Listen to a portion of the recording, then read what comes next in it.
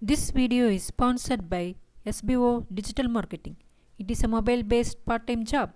Skip பண்ணாதீங்க. பெரிய தப்பு. தினம் 300 ரூபாய் சம்பாதிக்க அரிய வாய்ப்பு. இன்ஸ்டாகிராம், ஃபேஸ்புக் பயன்படுத்த தெரிந்தால் போதும் content post and content publishing மூலமா தினம் 300 ரூபாய் சம்பாதிக்கலாம். இந்த வேலை செய்ய 5 நிமிடம் போதும். Work training support, group communication support, all language customer live chat support, முக்கியமா சொந்தமா ஒரு பிசினஸ் ஸ்டார்ட் பண்ற அளவுக்கு உங்களால கற்றுக்கொள்ளவும் முடியும், சம்பாதிக்கவும் முடியும். இந்த வேலை வாய்ப்பு வழங்குவது 5 வருடத்திற்கு மேல ரன் ஆகிட்டு இருக்க நம்ம தமிழ்நாட்டு company school of business organisation private limited. மேலும் விவரங்களுக்கு டிஸ்கிரிப்ஷன்ல கொடுத்திருக்க நம்பருக்கு வாட்ஸ்அப் பண்ணுங்க.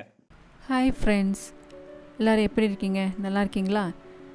இன்றைக்கி நம்ம என்ன பார்க்க போகிறோம்னா, வரகு அரிசி இனிப்பு கொழுக்கட்டை பற்றி பார்க்க போகிறோம். இதுக்கு என்னென்ன தேவையான பொருட்கள் பற்றி பார்க்கலாமா?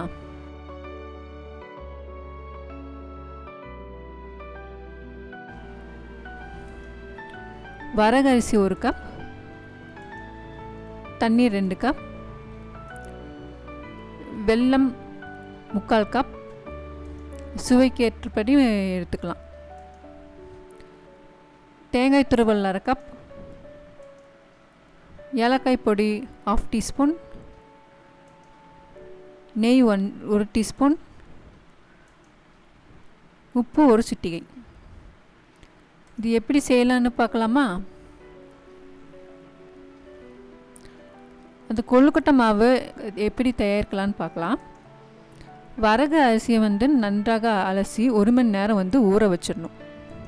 அதுக்கப்புறம் என்ன பண்ணணும்னா, வடிகட்டி மிக்சியில் அதாவது ஓரளவு கரகரப்பாக அரைத்துக்கொள்ளணும். அதாவது பொடி ரவை இருக்கும்ல, அந்த மாதிரி அரைத்துக்கொள்ளணும். அப்புறம் ஒரு கடாயில் 2 கப் தண்ணி எடுத்து 1 சிட்டிகை உப்பு போட்டு 1 டீஸ்பூன் நெய் சேர்த்து கொதிக்க வைக்கணும். கொதிக்கும் தண்ணீரில் நம்ம அரைச்சோம்ல அந்த வரகு அரிசி மாவை கொஞ்சம் கொஞ்சமாக சேர்த்து கலக்கணும். தண்ணீர் உறிஞ்சி கெட்டியாகும் வரை சமைச்சு அதை இறக்கிடணும்.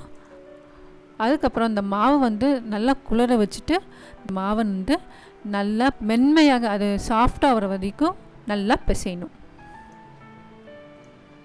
அப்புறம் இந்த வெள்ளை பூரணம், அதாவது ஜாகரி ஸ்ரப்பு எப்படி தயாரிக்கிறது அப்படின்னு பார்க்கலாம். ஒரு கடாயில் கொஞ்சம் தண்ணி ஊற்றி அதில் கொஞ்சம் வெல்லம் சேர்த்து உருக வைக்கணும். உருக வச்சதுக்கப்புறம் அதை வடிகட்டி ஒரு கடாயில் வச்சிடணும். அதுக்கப்புறம் துருவிய தேங்காய், ஏலக்காய் பொடி இதெல்லாம் சேர்த்து 5-7 மணி நேரம் கலக்கி பூரணமாக இறக்கவும். இந்த பூரணத்தை சூடாக வைக்காமல் நல்லா குளிர வைக்கணும். இப்போ அதை எப்படி கொழுக்கட்டையாக பண்ணலாம் அப்படின்னு சொல்லி பார்க்கலாம். அதாவது குளிர்ந்த வரகு மாவை சிறு உருண்டையாக உருட்டி அதை தட்டு போல் பண்ணணும். நடுவில் ஒரு தேக்கரண்டி இனிப்பு பூரணம், நம்ம தேங்காய் வெல்லம் சேர்த்து நம்ம பண்ணோம்ல அந்த இனிப்பு பூரணத்தை அதுக்குள்ளே வச்சு மூடிடணும். கொழுக்கட்டை போல் மூடி உருட்டுவோம். அதாவது இட்லி தட்டில் கொஞ்சம் நெய் தடவி அந்த கொழுக்கட்டையெல்லாம் நம்ம வச்சிடணும். வச்சுட்டு அதை 8-10 நிமிடம் ஆவியில் வேக வைக்கணும். வெந்ததும் ஒரு தட்டில் வச்சு பரிமாறணும். அது மேலே கொஞ்சம் சூடாக நெய் ஊற்றி பரிமாறலாம். இப்போது ஆரோக்கியமான வரகு இனிப்பு கொழுக்கட்டை தயாராகிடுச்சு. இப்போது ஒரு குறிப்புகள் பார்க்கலாம்.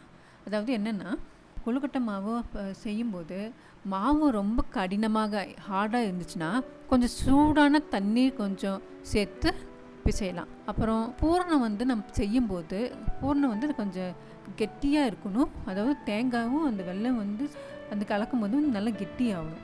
தண்ணி மாதிரி இருக்கக்கூடாது.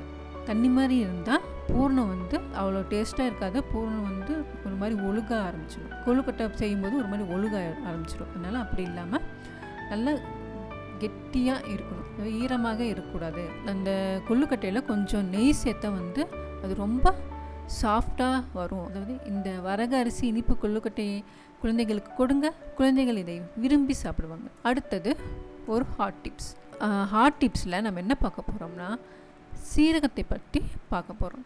சீரகம் என்ன பண்ணுதுன்னா, செரிமானத்தை வேகமாக்குது, டைஜஷனை வேகமாக்குது. வாயு தொல்லை, அசிடிட்டி போன்ற எரிச்சல்லாம் இருக்கும்ல, அதெல்லாம் வந்து குறைய இந்த சீரகம் வந்து உதவி செய்யுது. சீரகம் வந்து உடலில் இருக்கிற மெட்டபாலிசம்னு சொல்லுவாங்க, அதை வந்து அதிகரித்து அந்த கொழுப்பு கட்டிகள்லாம் இருந்துச்சுன்னா அந்த கொழுப்பு கட்டியெல்லாம் குறைக்க உதவும். அப்புறம் காலையில் வந்து வெந்நீரில் கொஞ்சம் சீரகத்தை போட்டு சீரக தண்ணியாக குடிக்கலாம். இதில் இரும்புச்சத்து ஆன்டி ஆக்சிடென்ட் இருக்கிறதுனால உடல் நோய்கள்லாம் வராமல் இது வந்து தடுக்குது. சீரகத்தில் வைட்டமின் இ மற்றும் ஆன்டி ஆக்சிடென்ட்டுகள் இருக்கிறதுனால தோல் ஒளிவுக்கும் கலர்ஜியை வந்து குறைக்கும் பண்புகளும் வந்து இந்த சீரகத்தில் இருக்குது. சீரகம் வந்து இரும்புச்சத்து நிறைந்தது, இரும்புச்சத்து இருக்குது. ரத்தத்தில் உள்ள ஹீமோகுளோபின் அளவை வந்து அதிகரிக்கும் அப்படின்னு சொல்கிறாங்க. மாதவிடாய் வலியை பிறகு அது குணமாவதற்கும் இந்த சீரகம் வந்து உதவி செய்யுது. சீரகம் வந்து தாய்ப்பால் கொடுக்குற தாய்மார்கள் வந்து எடுத்துக்கொள்ளும்போது பால் வந்து அதிகமாக சுரக்க உதவுது. அப்புறம் சீரகம் வந்து நம்ம எடுத்துக்கொள்ளும்போது கஞ்சசன், ஆஸ்துமா, கோல்டு, சளி போன்ற சுவாச பிரச்சனைகள்லேருந்து சுகமாகிறதுக்கு இது வந்து உதவுது அப்படின்னு சொல்கிறாங்க. சீரகத்தை வந்து தினசரி எப்படி பயன்படுத்தலாம்னா, சீரக தண்ணீர் வந்து காலையில் வெறும் வயிற்றில் வந்து சமைக்கும்போது தினம் வந்து இந்த சீரகத்தை வந்து பயன்படுத்தலாம். அப்புறம் சீரக பொடியாகவும் சேர்த்துக்கலாம். அப்புறம் சீரகம் ப்ளஸ் தேன் கலவையாகவும் சேர்த்துக்கலாம். இந்த மாதிரி சீரகம் ப்ளஸ் தேன் கலவையோடு சாப்பிடும்போது நல்ல நோய் எதிர்ப்பு சக்தியை தருது. இன்றைக்கி என்ன பார்த்தோம்? அதாவது வரகு அரிசி இனிப்பு கொள்ளுக்கட்டை பற்றி பார்த்தோம், அதை எப்படி செய்யலாம்னு பற்றி பார்த்தோம், ஒரு ஹாட் டிப்ஸ் பார்த்தோம். அடுத்த வீடியோவில் ஒரு புதிய உணவு செயல்முறை பற்றி பார்ப்போம். இந்த வீடியோ உங்களுக்கு பிடித்திருந்தால் லைக் பண்ணுங்கள், ஷேர் பண்ணுங்கள், கமெண்ட் பண்ணுங்கள், சப்ஸ்கிரைப் பண்ணுங்கள். தேங்க்ஸ் ஃபார் வாட்சிங்.